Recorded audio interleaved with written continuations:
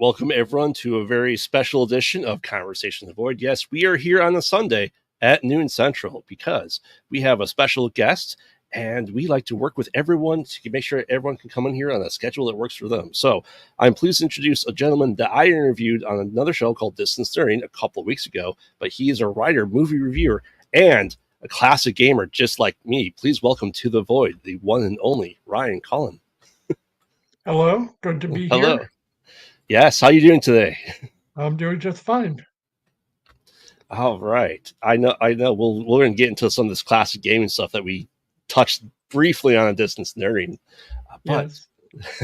we like to talk and get to know you a little bit before we go into your work and what you do. So, I gotta ask, do you remember your first scary movie and what it was? Well, I guess I don't know if, it's kind of horror adjacent, but the first time I saw something that probably could be registered as a scary movie was the original Gremlins back in Hmm. 1984. I was 7 years old, and my brothers took me to see that movie because at that time, it was kind of being advertised as a kids event movie. There were toys, there were, fast food like you could buy like a read along storybook album at like Hardee's restaurants and Hmm. everything. And so, it was being advertised as a kids movie. And so, my brothers took me to see that, and obviously I was only 7, so it was probably a little too intense for me at the time, but I still enjoyed it. I was kind of fascinated by it, and so I guess, I credit both that, and then I think it was like a week or 2 later, my brothers took me to see the original, Ghostbusters movie, which, is also kind of horror adjacent. I mean, it's a comedy, but it's still somewhat horror adjacent, and so, yeah, seeing both of those movies that summer made me fall in love with movies. And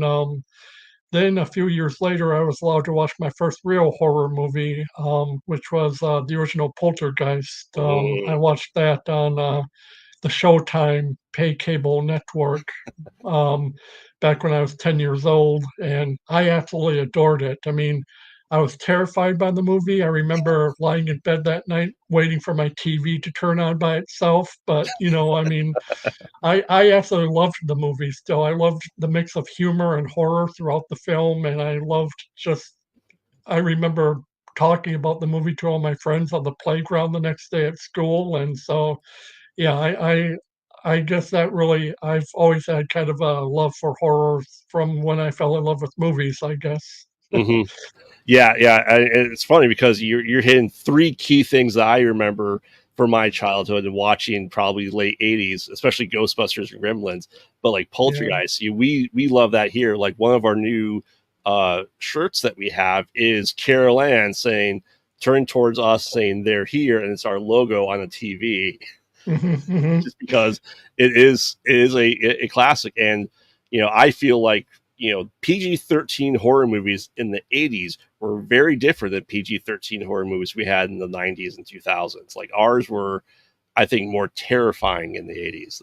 Yeah. Well, I mean, we had a couple like in the 2000s, like The Ring, the remake Hmm. of The Ring. I think that one hit pretty hard for a PG-13 rated horror film. And I mean, occasionally you get something really good that happens to be PG-13, but yeah, for the most part, yeah, I can agree with that.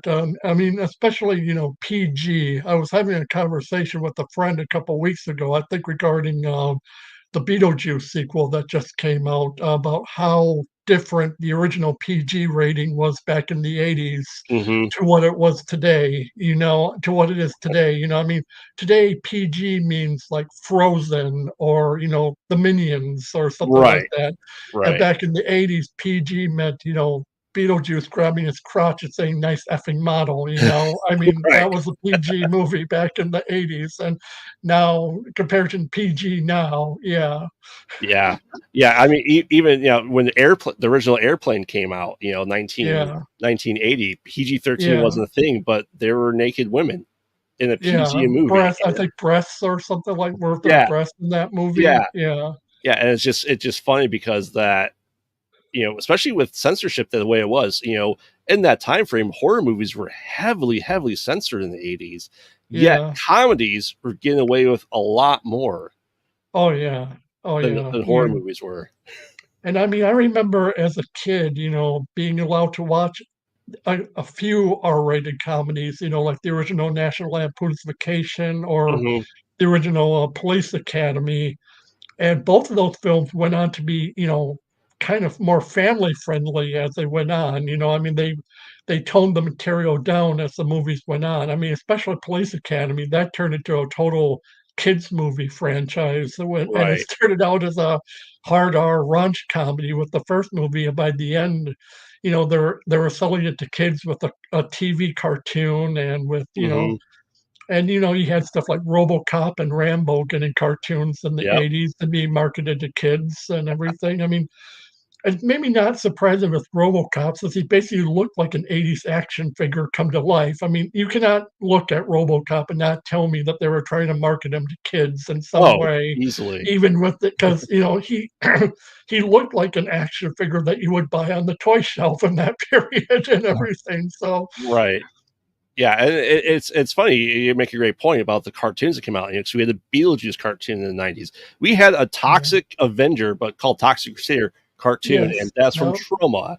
You And know, that actually holds up very well. I've watched a few episodes of that on YouTube, and there's mhm. actually some very clever writing on that cartoon. Yeah, yeah. It's just amazing that we have our horror movies and raunchy comedies just become kid friendly versions of things, and just Yeah, yeah. you don't see that too much anymore. I feel like. No, you're not gonna see the Art the Clown cartoon, obviously, anytime soon, but,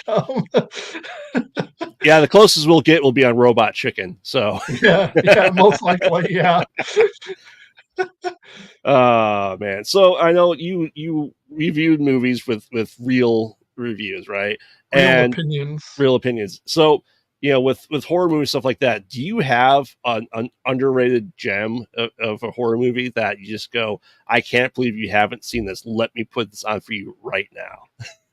One that kinda sticks out to me is, Stir of Echoes, Hmm. which had the misfortune of coming out in only I think, like, only a month after The Sixth Sense, and they both deal with the little kid who is being visited by spirits in his home, and, it stars Kevin Bacon as the Hmm. boy's father, and then he goes under hypnosis. His, sister-in-law during a party does kind of like a hypnosis game and puts him under hypnosis, and this opens his mind so that now he can start seeing the ghost that's haunting their house too and everything. And so the wife is thinks both her husband and her son are going crazy because they're both talking, having these so private conversations about this ghost that they're seeing, and it kind of turns into this whole murder mystery. And Hmm.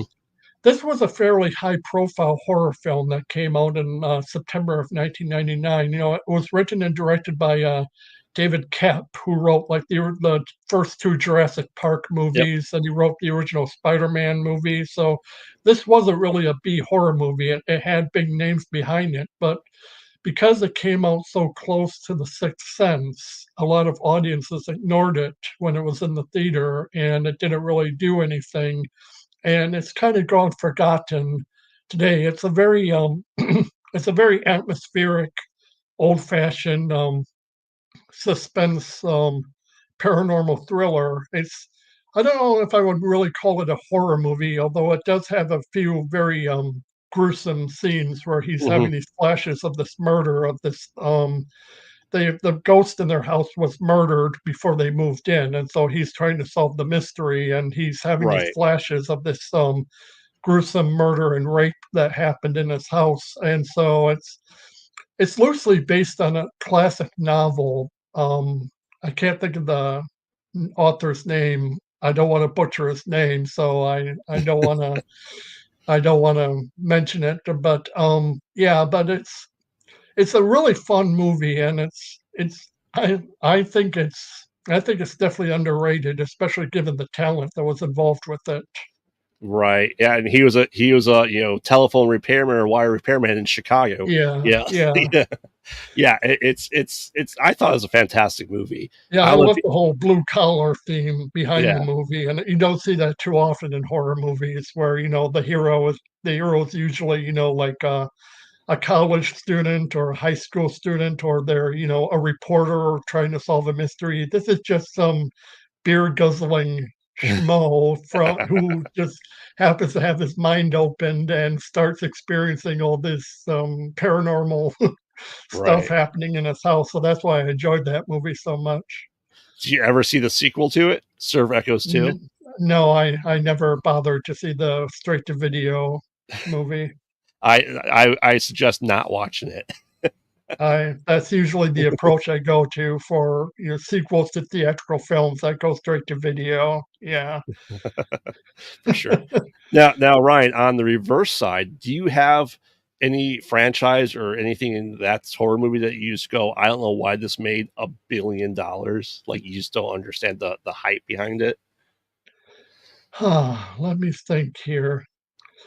Well, I mean, even though I enjoyed the original, I think one thing that did not need to be a franchise was the Paranormal Activity films.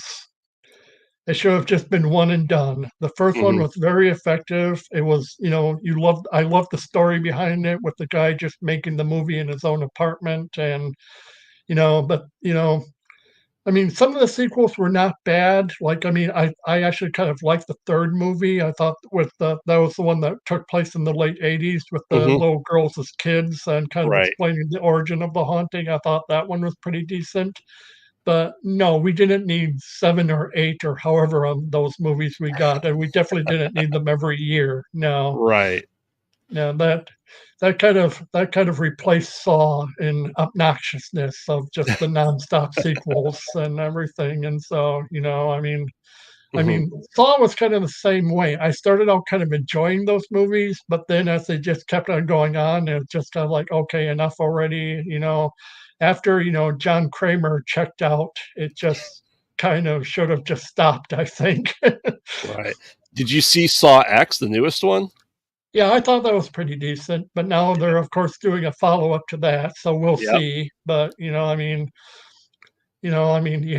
Chris Rock trying to revive the franchise, and then, you had, but it's just, but I mean, even though I enjoyed Saw X at the same time, I just don't think it still needs to go on and on and on and everything. I mean, Right. it's just that franchise always stood out to me because back in middle and high school, I had a good friend named John Kramer, and Oh. so I always think of him when I see these movies, and I'm like, well, he's doing well for himself. Yeah, yeah, we cover in our other podcasts that we do all the Saw movies over uh, October of last year, Yeah, and our theory of where this takes place. They never say where this takes place is Detroit, Michigan, because all the empty warehouses, all the steel everywhere, yeah, the corrupt that's a good cops. point. That's a good point. Yes. But we also view it as like the new, because in the '80s we had what, eight or not? We had like eight Friday the 13th in the '80s. Yeah, and we So had 6 Nightmare on Elm Street throughout the '80s and early '90s, and yeah, but I mean, what a shame with Nightmare on Elm Street. I mean, I respect Robert Englund. He threw himself completely to the role, and I respect that. But New Line literally turned him into the Mickey Mouse of horror. They mhm, literally turned him into a mascot instead of yeah, an object of horror. And I mean, by the time they did his quote unquote final movie, he was imitating the Wicked Witch of the West and doing Looney Tunes style gags on his victims. And I mean, they were literally drawing inspiration from Wile E. Coyote with them drawing a giant bed of spikes, dragging a giant bed of spikes onto a falling person. And they yep, said they got that inspiration from, Wile E. Coyote. And so, yeah, I mean, I have mad respect for Robert Englund and the character, but they had him rapping with the Fat Boys. They had him doing, albums. They had dolls and kids' pajamas with him on it and everything. And I mean, it's just they literally turned him into the Mickey Mouse of horror, and Hmm. that is just so sad when you realize what he could have been. Wes Craven's original vision of him in the first movie, and also in New Nightmare, which was a very good movie that sadly went underseen. That was Wes Craven's attempt at meta horror before Scream. That Yep. came out 2 years before Scream did, and no one went to see that one, unfortunately. But luckily, Wes Craven got another chance to do it, and people went to see that one. But yeah, I've always been kind of sad by what they did to Freddy over the years. Hmm. I mean, in a way, it makes sense because it's your dreams, it's your nightmares. So he could have wacky, zany things But happen I to think you they veered way too far into into the the comedy. zaniness as it Yeah. went on. And I mean, they turned him into, like I said, they turned him into a mascot instead of an Hmm. object of terror. And eventually, he was just no longer scary. He was just, a cartoon character. He was just a live action cartoon. And so by the end, so Yeah. Just one liners. yeah, basically, yes. All right, Ryan. Well, let's get into you and what you do. I had a chance to read four of your short stories. So tell us how you got into writing. I know you've been writing since you're 13, but where did the love of writing really come from for you? I think my love of writing comes from my love of movies. I mean, like I said, I fell in love with movies back when I was 7 years old, and I was going to movies nearly every weekend I could growing up, and well into my adult years. I still go to movies as often as possible at the theater and everything. And I mean, I think just my love of movies made me say, I want to do this. I Hmm. want to, I knew I could write. I had always been very good at writing all throughout my youth. I was writing stories that would crack up my fellow students and my teachers. And, I mean, I was not very popular throughout school, but when I would write a funny story, kids suddenly liked me. So they would stop calling me, names and start, congratulating me for a change instead of saying that I was retarded. So, that was a nice change of pace. So Hmm. I guess that kind of got into writing. People liked what I said when I was writing. So I said, oh, maybe I should do this for a living. So that's kind of because I kind of liked the adulation I was getting from people who normally hated me. So I guess I thought, maybe if I could do this for a living. Hmm. So, I mean, was there any story that you read growing up that just made you go, you know what, I want to emulate it, or I have ideas and just inspiration for you? Not really. I mean, I wasn't really writing horror when I was young. I was writing more comedic. I Hmm. was greatly inspired by the works of, like John Hughes and, Hmm. different cartoons and Savage Steve Holland, who's the guy who made like cult comedies like Better Off Dead and One Crazy Summer. There are two cult teen comedy movies that I was a big fan of back in the day. And I was more into like absurdist, cartoon style humor and everything. So that's kind of what I was writing back in my youth. Hmm. So I've definitely taken a hard turn from that. I'm definitely write a lot. As you've said, you've read some of my short Yes. works. I've obviously gone a lot darker now, um, but Yeah. yeah, I think it's just, like I said, growing up, I just enjoyed making people laugh because Hmm. it was I was getting approval from people who normally hated me and everything. And so, I mean, I that was kind of my weapon back in the day. And now, I think I've developed a much stronger love for horror as I've gotten older and everything. And I think I understand horror a lot more as I've gotten older. So that's why I wanted to write in the genre that, and it's an easy way to get your foot in the door because, you don't need a big budget. You don't need a big A-list star like Tom Cruise's name at the top of your poster, Hmm. to bring audiences in. I would hear stories of people, getting their foot in the door through horror. Like a famous example, we were talking about Nightmare on Elm Street earlier. a good example is Frank Darabont, who would Hmm. go on to write, The Walking Dead. He created the Walking Dead TV series, and he wrote the Shawshank Redemption. He wrote and directed the Shawshank Redemption and the Green Mile. But Right. he got his start writing Nightmare on Elm Street 3 and the very underrated 1988 remake of The Blob. He Yeah. wrote those movies. Those are both. I mean, I was talking about how Freddy kind of went downhill over time, and that his Nightmare on Elm Street 3 was kind of the start of the zany Freddy, but at the Hmm. same time, it was restrained enough that I could still respect him as a horror character and everything. So I think he found the right.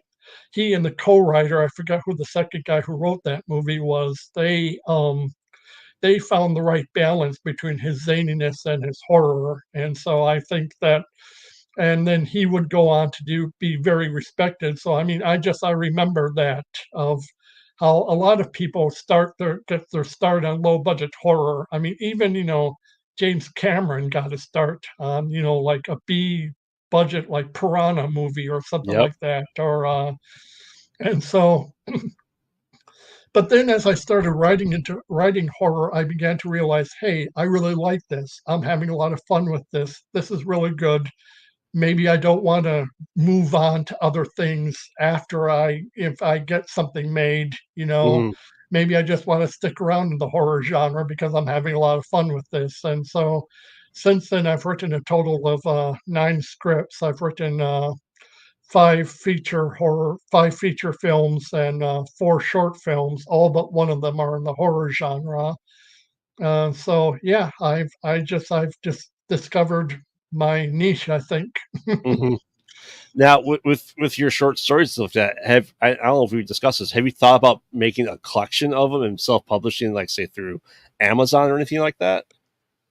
I think you asked me this during the last podcast, and yeah, I mean that's definitely an idea that I could do. I'm thinking about that, yeah, and I'm hoping I can meet some people within the industry. I mean, you hear a lot of people get their start doing short films on Hmm. YouTube, and then it can lead on to bigger things. Like the the a good recent example is the Smile movie from a couple of years ago that started out as a short film on YouTube, Right. and it grew unfortunately into a franchise. I have a lot of qualms about the sequel that's coming out in next month, but Hmm.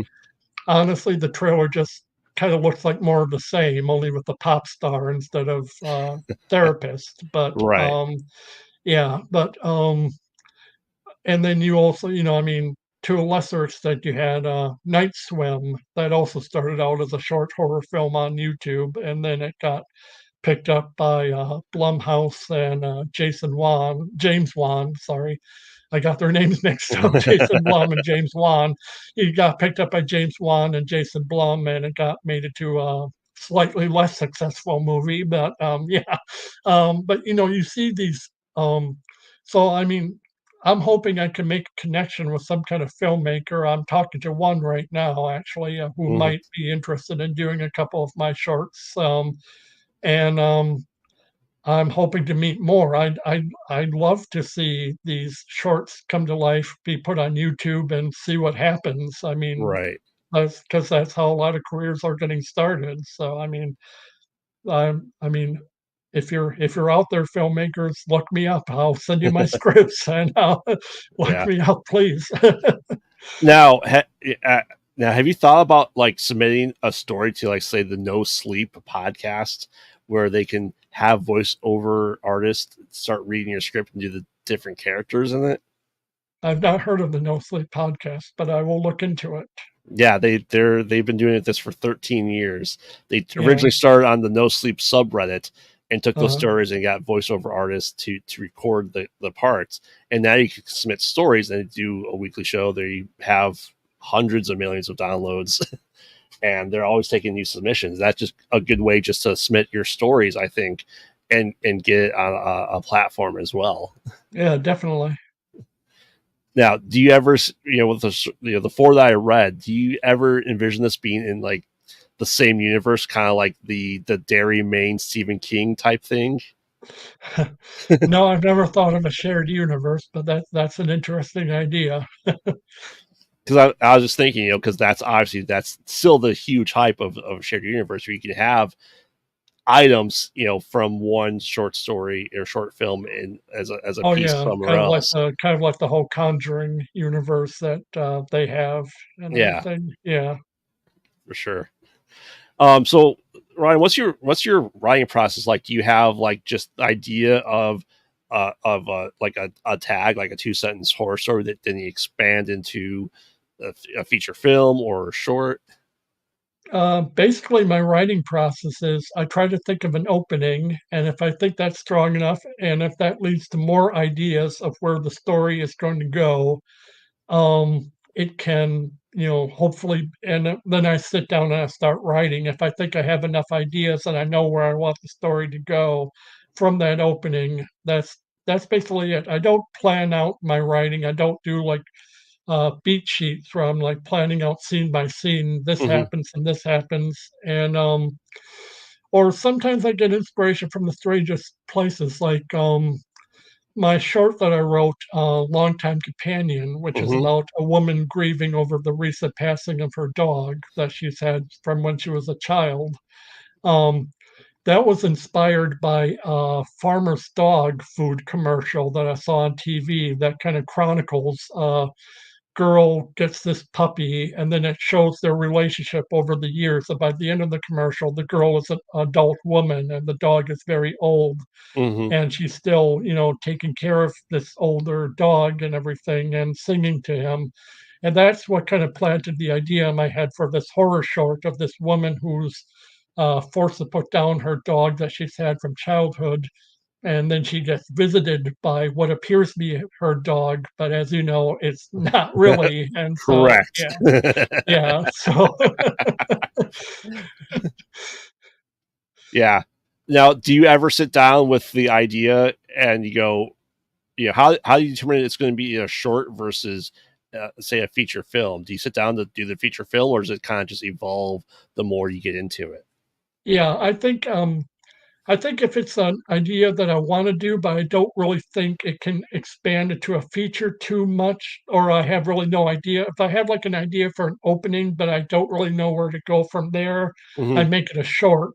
But if so that's it's really as simple as that. I mean, I would like to maybe expand some of my shorts into feature ideas. I definitely have some ideas for some of them into expanding into features like let's play, or what's another one, or like or even like longtime companion. I might expand it to a feature if possible, but yeah, Hmm. really I just think if I have a good idea for an opening but I don't really have too many ideas of how to expand on it, I just do it as a short. Yeah, like I said, the let's play. We discussed this before. I think could easily be, a universe sharing type thing. Like, especially with the guy in the store, right? That you could have Yeah. hints of other things kind of there. Hmm. Hmm. Even I can even see, say, a toy from Let's Play showing up in, the um winter setting of the story that you have as well, right? Yeah, The the with mother. Yep. Christie's new family. Hmm. Yeah.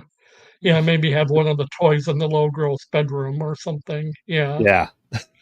yeah. Yeah, no, I definitely understand what you're going for, yeah. Yeah, listen, I can't wait to see what comes next for you, where these things go, and hopefully, you're working with some filmmakers and be able to start setting this on the screen, whether it's Yeah, on YouTube or I Tubi or anything.